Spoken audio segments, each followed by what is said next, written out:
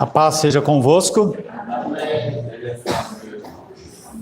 Louvamos a Deus por mais essa feliz oportunidade que o Senhor nos dá.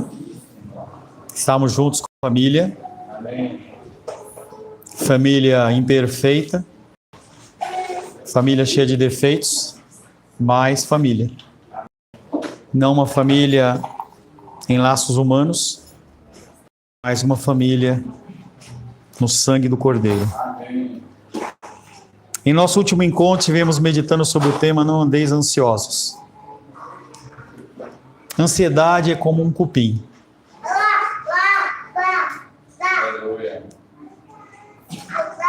Ansiedade é como um cupim. Vai corroendo por dentro e mesmo aparentemente que externamente esteja tudo bem, é só aparência. Deus sabia disso e como arma eficaz, Ele concedeu à humanidade a oração, que é a forma de você falar com Deus. Nós temos pessoas com quem nós falamos e elas não nos entendem, mas Deus, Ele nos ouve. Através de um tipo de oração correta, nós trazemos à memória aquilo que nos dá esperança.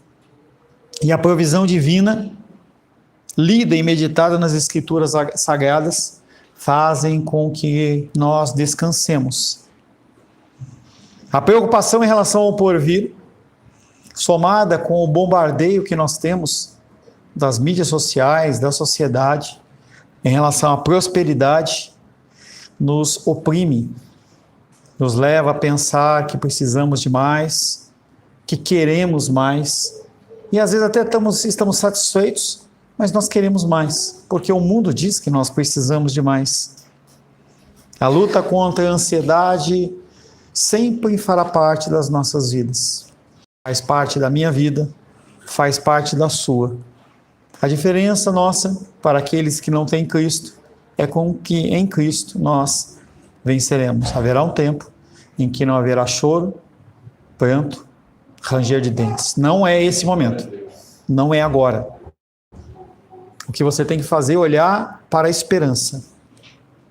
A palavra de Deus diz que a dor e o choro pode durar a noite inteira, mas pela manhã a gente é revigorado, a gente tem esperança. A palavra de hoje tem como título Provisão Divina. Quero convidar você a abrir a palavra de Deus no Evangelho de Mateus capítulo 6, versos 25 a 34. Nós vamos dar continuidade à exposição que começamos na semana passada, mas o texto ele vai ser lido integralmente. Mateus capítulo 6, versos 25 a 34. Quero convidar todos a ficarem de pé, exceto você que não tenha pernas, você que esteja aleijado. Fora isso, depois. Fique em pé conosco. Duas pessoas em especial têm a opção de ficar sentados, Dona Sônia, pela idade, e a Esther, pela gravidez. Mas fora isso, todos fiquem em pé. Assim diz a palavra de Deus, Evangelho de Mateus, capítulo 6, versos 25 a 34. Por isso vos digo, não andeis ansiosos pela vossa vida, quanto ao que haveis de comer ou beber, nem pelo vosso corpo, quanto ao que haveis de vestir. Não é a vida mais do que o alimento e o corpo mais do que as vestes? Joaquim? Tá? Observai as aves do céu, não semeiam, não colhem, nem ajuntam em celeiros, contudo vosso Pai Celeste as sustenta. Porventura não valei vós muito mais do que as aves? Qual de vós, por ansioso que esteja, pode acrescentar um côvado ao curso da sua vida? E por que estáis ansiosos quanto ao vestuário? Considerai como crescem os lírios do campo. Eles não trabalham nem fiam, eu contudo vos afirmo que nem Salomão em toda a sua glória se vestiu como qualquer deles. Ora, se Deus veste assim a erva do campo, que hoje existe, e amanhã é lançada no forno, quanto mais a vós outros, homens de pequena fé. Portanto, não vos inquieteis, dizendo, que comeremos, que beberemos, ou com que nos vestiremos? Porque os gentios é que procuram todas estas coisas. pois vosso Pai Celeste sabe que necessitais delas. Buscai, pois, em primeiro lugar o seu reino e a sua justiça, e todas essas coisas vos serão acrescentadas. Portanto, não vos inquieteis com o dia de amanhã, pois o amanhã trará os seus cuidados, basta ao dia o seu próprio mal. Palavra do Senhor, amém? Senhor, te louvamos, te adoramos e bendizemos pela tua palavra que transcende épocas e eras e nos alcança nessa noite. Queremos pedir, Pai querido, que o Senhor fale conosco. Que o Senhor me conceda, Pai, o privilégio de ser um instrumento da tua vontade para trazer uma palavra santa aos nossos corações. Oro em nome de Jesus, amém. Podeis se assentar em nome de Jesus. O título da palavra de hoje, dando continuidade à questão da ansiedade, é a provisão, só que uma provisão divina. Jesus, dando sequência ao texto que nós estávamos trabalhando, ele começa a fazer algumas perguntas chamadas de retóricas. Eu faço uma pergunta para você, sabendo a resposta. Certa vez, Jesus olha para um cego e fala: o que você quer que eu te faça? É uma pergunta retórica. O que ele quer ver? Deu exemplo na semana passada, graças a Deus, a nossa irmã Vânia melhorou um pouco da enxaqueca, mas quando ela estava na crise, se alguém chegasse para ela e falasse: o que você deseja? Ela falou: eu quero ser aliviada dessa dor. O Nicolas contando essa semana lá, que teve um embate lá com a sobrinha dele, e aí a menina fala assim: eu só quero que tire essa dor de mim. Então Jesus, ele faz perguntas retóricas. Essas perguntas retóricas, elas quase que nos chamam de ignorantes ou tolos, porque é muito claro o que é a realidade, mas mesmo assim nós não enxergamos. E ele pergunta: não é mais a vida do que o alimento e o corpo mais do que as vestes? Quem, em sã consciência, vai dar uma prioridade a comprar uma roupa em detrimento a você ir para uma consulta médica que você está grave? É isso que Jesus está falando. É claro que a vida é mais importante que o alimento. É mais claro também que o corpo é mais importante do que as vestes. Nós não vamos nos preocupar com as coisas que não são básicas a partir do momento só quando nós as precisarmos. Enquanto você não tem o que comer, você não está preocupado com o preço da lagosta ou com o preço do combustível, porque você não tem o que comer. E Jesus está tratando essas questões. Todos nós temos consciência que o nosso corpo é mais importante do que aquilo que nós vestimos. Apesar da cultura falar que é aquilo que você tem que é importante, a palavra está falando não. O mais importante é o seu interior. Em seguida, Jesus diz para observarmos a natureza. E ele fala: você não está entendendo? Você já está olhando para você não consegue enxergar? Olha para a natureza. E ele fala: observai as aves dos céus. Não semeiam, não colhem, nem ajuntam em celeiros, contudo vosso Pai Celeste as sustenta. Várias coisas dentro dessa comparação. Todas elas tolas. Nós nunca vimos uma ave plantando. Nós nunca vimos uma ave abrindo a terra para plantar, fazendo aqueles caminhozinhos. Nós nunca vimos uma ave ir lá no mercado comprar um cento lá de uma semente qualquer para ele plantar. Ele não está preocupado com isso. Quem faz isso sou eu e você. Pastor, mas é lógico que é isso. Mas é claro que é lógico. Essa é a pegada da coisa. Jesus, ele está no final do sermão do monte dele, mostrando para você que a ansiedade, ela é totalmente inválida, é totalmente tola. As aves não são como as pessoas. E aí Jesus completa: o Pai Celeste a sustenta. Mas que Pai Celeste? Ele fala: o vosso Pai. Não é o Pai das aves. Jesus Cristo não morreu pelos cachorros. Apesar da gente ver aí na mídia o cachorro orelha que morreu, e aquilo foi um ato de brutalidade, ninguém aprova isso, mas o orelha não foi para o céu. Jesus morreu pelos seres humanos, não pelos animais. Por mais que os homens muitas vezes se comportem pior do que os animais. Vosso Pai a sustenta. Jesus está usando um fenômeno corriqueiro para ilustrar um argumento e não apresentando uma doutrina de que ele cuida dos animais. Não, a preocupação não é isso. A preocupação é se ele, que entregou o seu filho para morrer na cruz do Calvário para você, cuida das aves dos céus. Será que você não vale mais do que uma ave do céu? A outra questão que quero observar é o fato de dizer que Jesus é o nosso Pai Celestial. Nós somos instrumentos da vontade de Deus. Trabalhar para o Senhor, fazer coisas para o Senhor é um privilégio. Essa semana, estava conversando com o Felipe, e ele estava expondo a dificuldade dele em relação ao leite da Isabela. Cada lata, 250 a 300 reais. Eu peguei o telefone, fiz uma meia dúzia de ligações, consegui um médico que poderia dar continuidade nesse processo para que eles consigam esse alimento para ela, enquanto ela precisar da farmácia de alto custo. Eu sou só um instrumento. Se nós não exteriorizamos aquilo que nós queremos, mesmo o nosso Pai Celeste sabendo, Ele não faz. É como se Ele olhasse para você e falasse assim: eu sei do que você precisa, mas eu quero que você venha aqui pedir. E muitas vezes nós não fazemos isso. Conta um pastor que ele tinha um comedouro daqueles de pássaros perto da garagem dele. E ele ia lá todos os dias e colocava as sementinhas para os passarinhos virem comer. E ele ficava afastando outros animais, como esquilos que queriam comer. Ele falou: não, o foco não é o esquilo, o foco é os passarinhos. E ele ficava ali observando aquela diversidade de pássaros de diversas cores que vinham ali comer naquele lugar.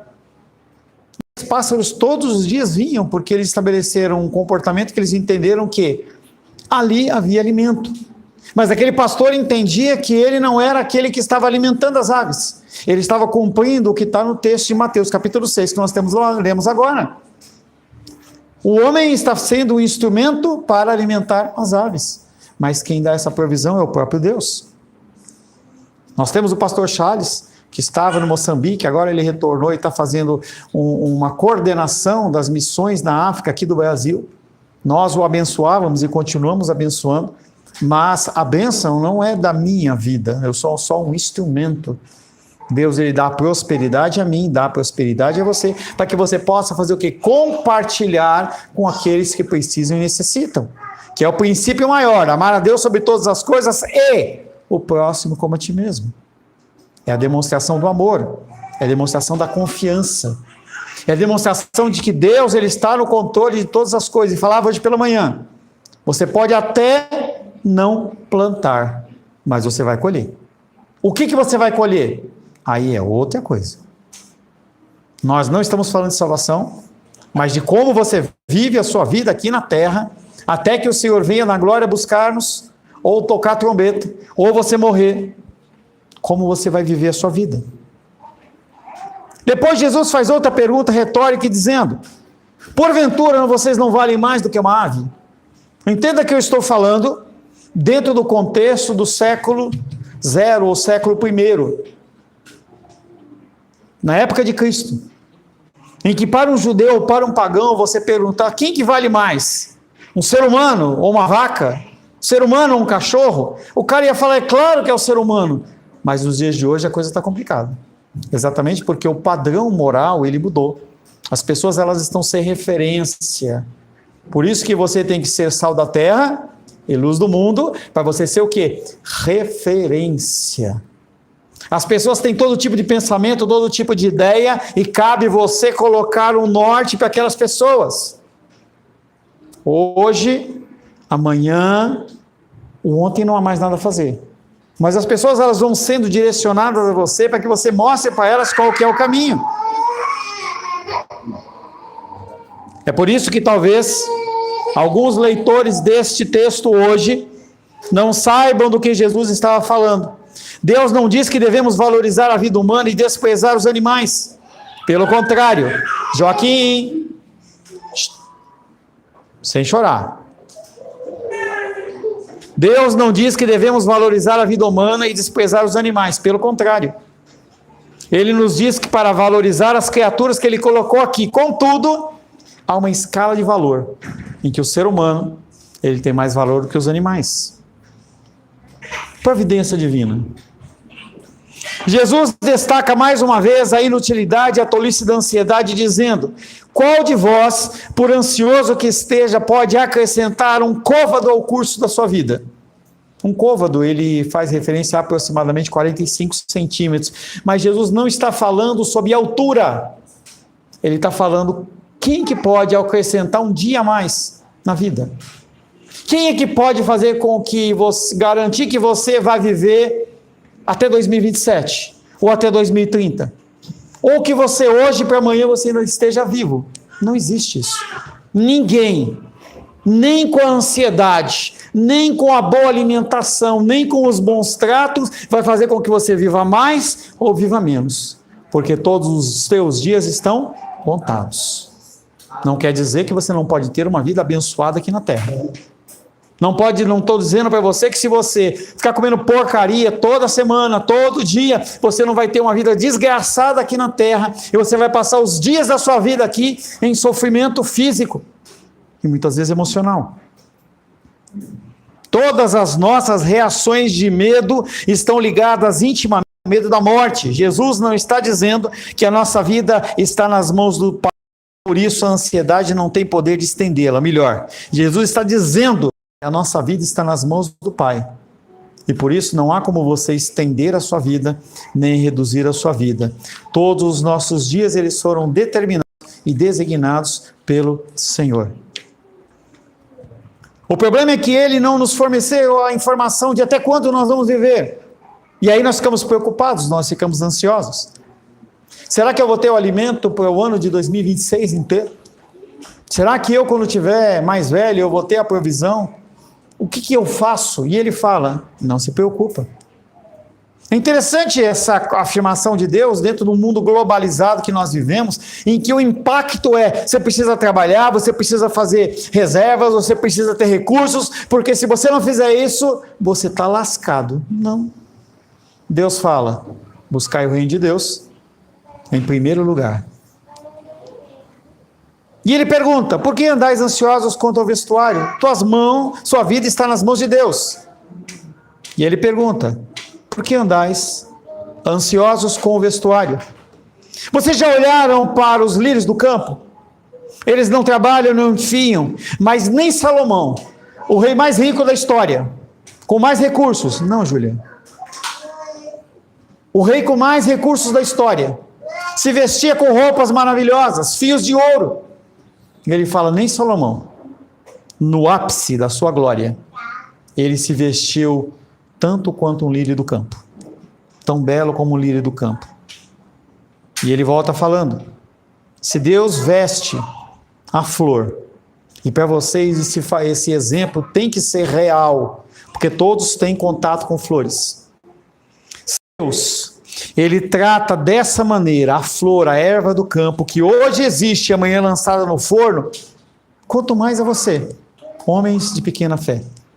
Se Deus dá a beleza, o aroma para uma flor que tem validade ilimitada, por que você acha que Ele não vai dar valor para você, homens de pequena fé? Portanto, não vos inquieteis. Em outras palavras, Jesus diz: não há necessidade para você ficar preocupado. É o ponto final da questão. Nós temos que olhar para as atitudes, para as coisas que precisam ser resolvidas, nós temos que fazer conta, falamos hoje pela manhã em relação ao desperdício, mas tendo feito a nossa parte, aguardemos no Senhor. E ele finaliza no verso 32, esse pensamento. Porque quem que pensa dessa maneira? Se eu não acumular, se eu não tiver, se eu não comprar mais, se eu não guardar mais, se eu não for exímio empresário, quem que pensa assim? Ele fala: porque os gentios é que pensam dessa maneira. Aqueles que não têm Cristo. As pessoas que não têm Cristo pensam dessa maneira. E aí você começa a olhar para a sua vida. Será que você tem confiado no Senhor ou você tem agido como os gentios, como os pagãos? Nosso Pai sabe daquilo que precisamos antes mesmo de pedirmos. Isso não quer dizer, mais uma vez, que nós não devemos pedir. A gente tem obrigação, pelo contrário, Ele ordena que a gente faça isso. Venham e peçam. Jesus diz: eu sei do que você precisa. Vem aqui e me diga o que você quer. Qual é o antídoto para a preocupação? A ansiedade.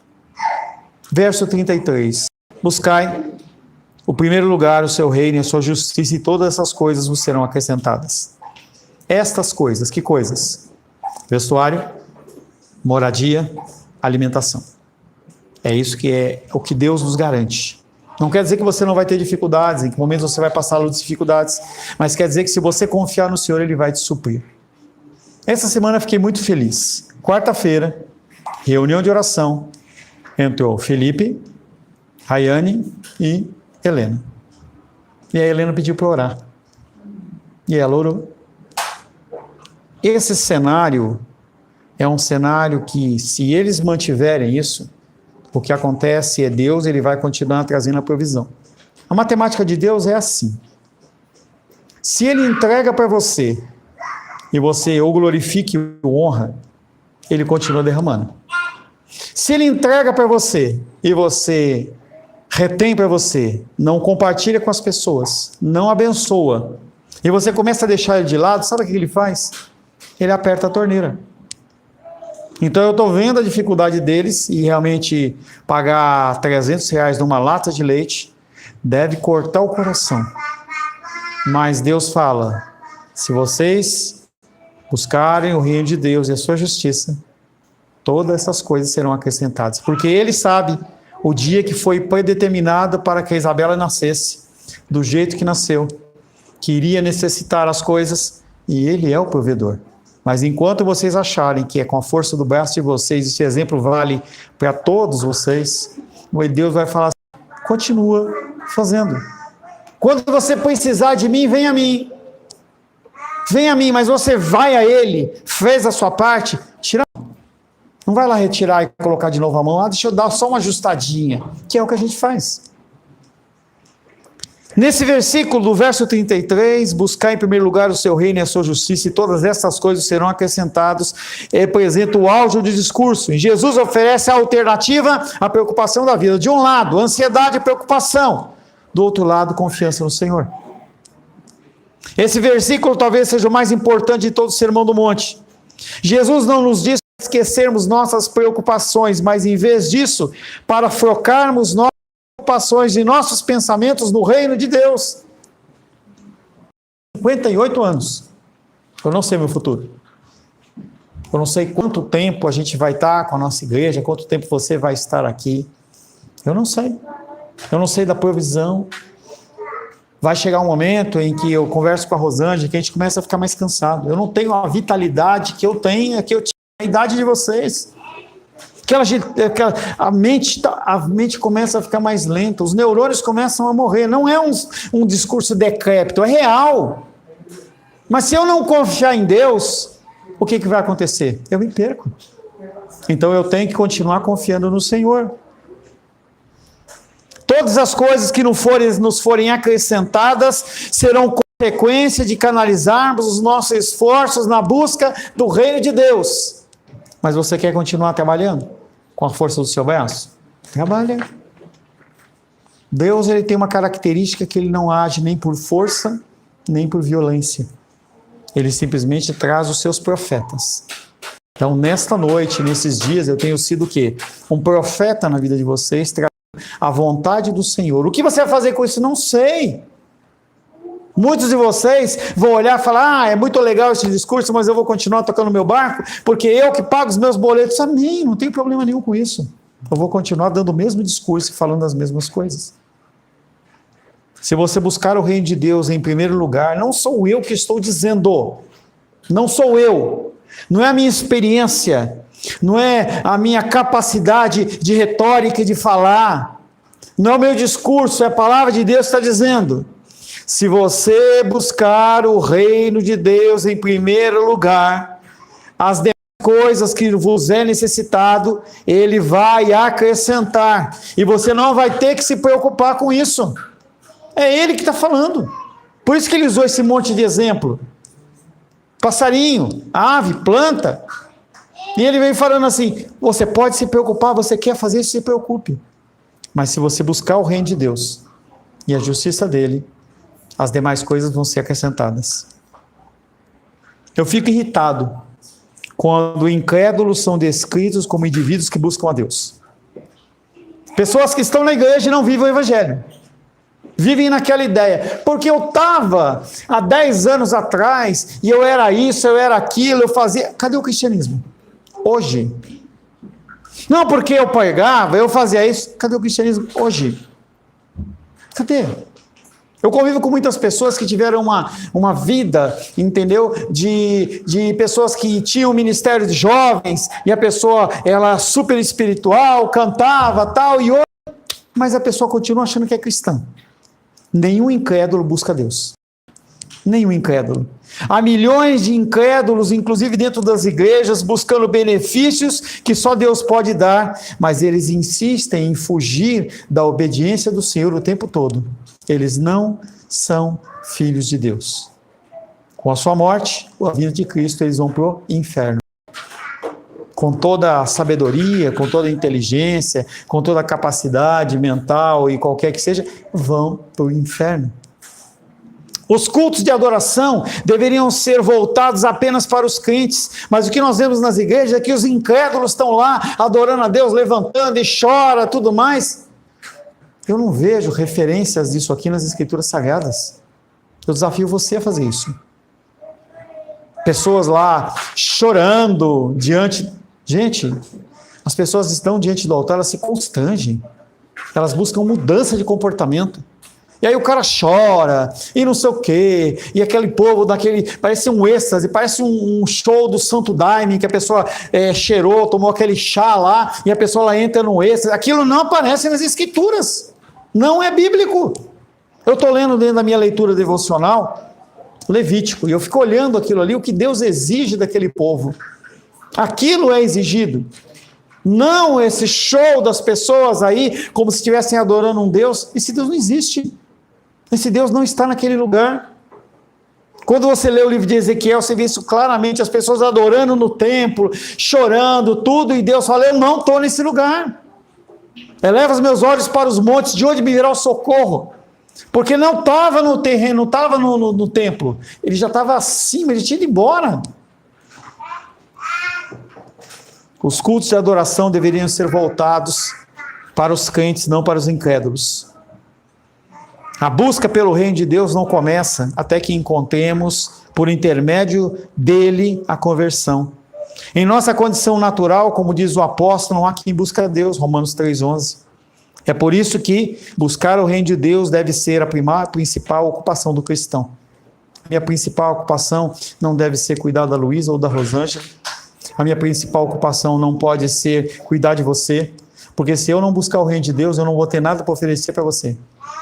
Eu posso vir até com um discurso muito bonito, ver um anjo, falar essas coisas, você ficar emocionado, nossa igreja crescer, mas eu vou estar vazio, como o caso do cupim que comeu a madeira lá.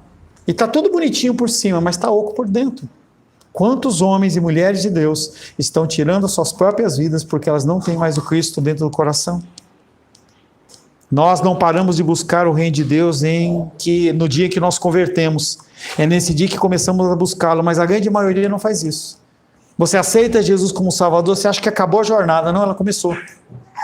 É uma jornada de começo de conhecimento, de busca de entendimento. Você tem que crescer por você e pelos seus.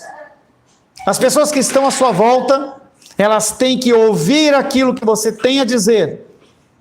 Entender aquele testemunho que você está dando. Pode sentar, Helena, pode deixar que eles vêm. Obrigado, tá?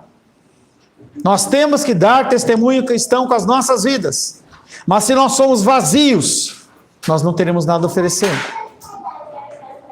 Jesus diz, portanto, depois de todo esse discurso, dele falar das aves dos céus, dele falar das flores do campo, dele chamar todo mundo de ignorante, ele olha e fala, portanto, não vos inquieteis com o dia de amanhã, pois o amanhã trará os seus cuidados, basta ao dia o seu próprio mal.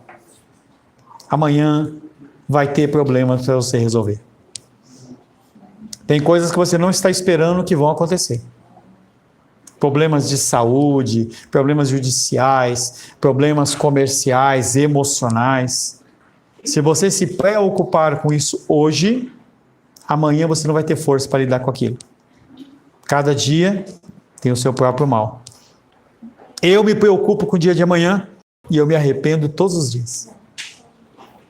Eu olho para as contas, eu olho para as dificuldades, eu olho para todas as coisas e eu me preocupo. Eu sou um ser humano como você, já disse para você. Se cortar o meu dedo, sai sangue, não sai mirra. Eu sou tão pecador, tão necessitado e carente do Senhor como vocês. Eu posso me preocupar com as consequências que haverá amanhã daquilo que aconteceu ontem, mas eu não me preocupo com ontem, porque eu já sei o desfecho do dia de ontem. Eu sei o que aconteceu. Jesus diz que temos o suficiente em nosso prato hoje para você não se preocupar com amanhã. Por isso que quando você for se alimentar, dê graças a Deus. Quando você acordar, dê graças a Deus.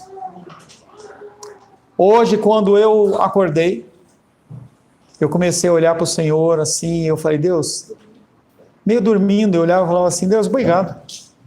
A minha filha está bem em casa. Deus, obrigado, porque eu estou com a minha esposa aqui na cama. Deus, obrigado, porque eu tenho uma cama, porque eu tenho um travesseiro. E aí você abre os seus olhos com uma atitude diferente. Não uma coisa mecânica. Simplesmente você começa a olhar à sua volta. Senhor, muito obrigado, porque com aquele fuá lá do bar lá, a gente pode fechar a porta e a gente tem um ar-condicionado. Obrigado, Senhor, porque através dos dízimos e ofertas dos meus queridos, a gente pode pagar a conta de luz. Obrigado, Senhor, porque amanhã, hoje vence o aluguel, amanhã eu vou poder pagar o aluguel, R$2.000 esse salão aqui, e a gente vai poder continuar cultuando. Gente, a gente tem que ser grato com as coisas que a gente tem hoje. Então, quando vocês olharem para a latinha de leite aí, olham assim, graças a Deus, porque hoje tem. A Isabela tem o leitinho dela. E vai chegar um momento em que ela vai parar de tomar o leitinho, ela vai começar a comer comida e aí acabou esse negócio. E a gente olha para o passado e vocês vão ter que olhar para o passado e falar assim, naquela época em que estava difícil, não faltou um dia o leite para a nossa filha. Essas coisas que a gente tem que começar a reparar, a gente passa batido. Jesus diz que temos o suficiente em nosso prato hoje para não nos preocuparmos com amanhã. Ele não está dizendo que nós não devemos estudar para uma prova marcada. Ele não diz que eu não tenho que me preparar e orar para poder trazer um sermão para você. Ele não diz que nós não devemos fazer orçamento, previsão, trabalhar com as nossas contas com seriedade. Não devemos ser negligentes naquilo que se refere à provisão das coisas normais da vida. Não devemos ser negligentes. Nós temos de nos preparar para isso. Mas nós temos que nos preparar para isso não com o coração ansioso, mas com o coração que acredita que Deus cuida de nós. É isso. E Ele olha para mim e para você e fala, não vos inquieteis, porque o vosso Pai Celeste, Ele sabe do que necessitais. Senhor, em nome de Jesus, louvamos, adoramos e bendizemos Teu nome. Agradecemos pela Tua graça, Teu cuidado e Teu amor. Agradecemos porque o Senhor é bom e a Tua misericórdia dura para sempre. Pedimos, Pai, que o Senhor continue, apesar da nossa infidelidade, apesar da nossa desconfiança, continuar, Pai, nos guiando pelo justo e reto caminho. Te louvamos, te adoramos e bendizemos por essa palavra e pedimos que o Teu Espírito Santo faça isso ser uma realidade nas nossas vidas. Oramos em nome de Jesus. Amém. Graças ao nosso bom, querido e amado Deus.